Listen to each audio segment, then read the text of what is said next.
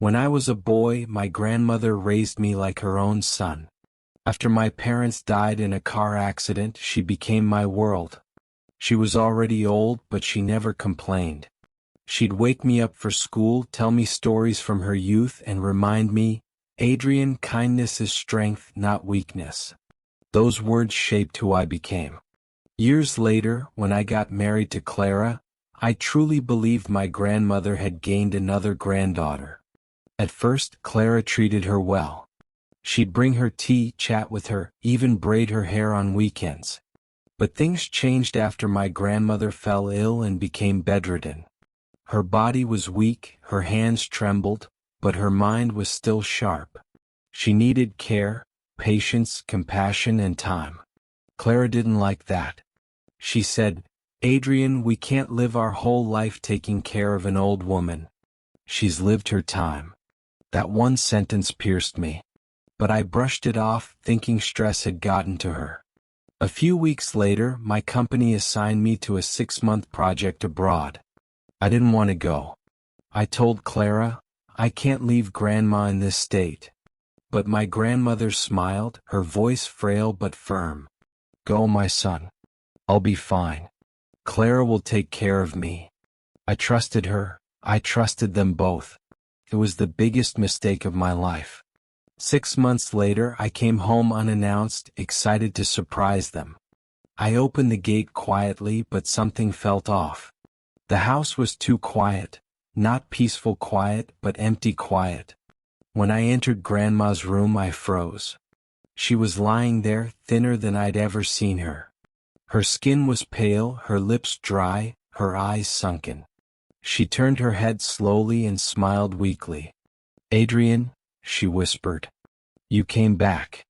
Her voice cracked. I knelt beside her bed, tears already blurring my vision. Grandma, what happened? She hesitated before speaking. Clara and her parents, they stopped feeding me well. They said you didn't send enough money. Sometimes they forgot my medicine. Some days, I went hungry. I couldn't breathe. I felt my world collapse right there. This woman, my grandmother, my mother, my everything, had been neglected, starved, humiliated, and left to fade away. She died 3 days later. The doctor said it was natural causes, but I knew the truth. Starvation, neglect, betrayal. I buried her next to my parents, promising her I'd make things right, not with violence but with karma. Because Grandma used to say, revenge makes you like them. Justice reminds them who you are.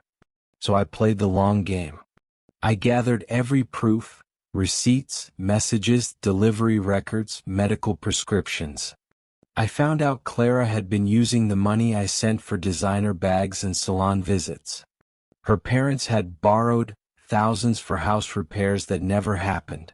Everything was recorded, documented, undeniable. Then I met my lawyer.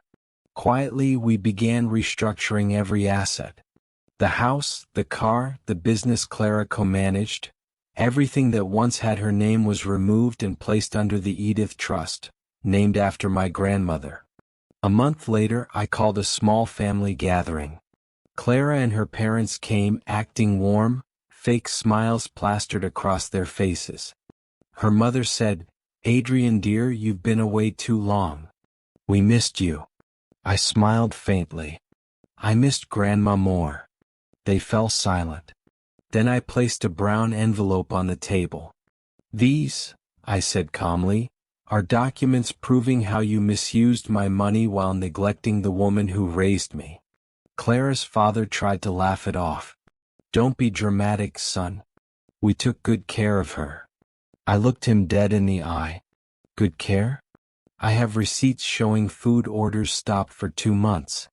I have texts where your daughter said feeding Grandma was a waste.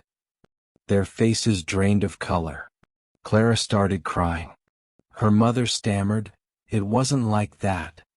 I interrupted. No, it was exactly like that. Then my lawyer walked in. He placed new ownership documents on the table. The house, the car, the company accounts, All now belong to the Edith Trust, he said. Legally irreversible. Clara gasped. You put everything in her name? Yes, I said. Because she's the only one who ever loved me honestly. They begged, shouted, cursed. I stayed silent. That was the same silence my grandmother endured when she was starving. Now they could taste it. I gave them 1 hour to leave the house. When they refused, the police escorted them out. I didn't raise my voice once. I just watched as Karma finally arrived, calm, cold, and fair. That night I sat in Grandma's room. I placed her old Bible on her bed and whispered, "You were right, Grandma. Justice doesn't need anger. It just needs time." Moral of the story: never abandon the hands that once fed you. Kindness should never be mistaken for weakness, and when it is, life has a way of returning the pain, quietly but completely. Protect your elders, honor their sacrifices, and remember, karma doesn't forget, it just waits for the right moment.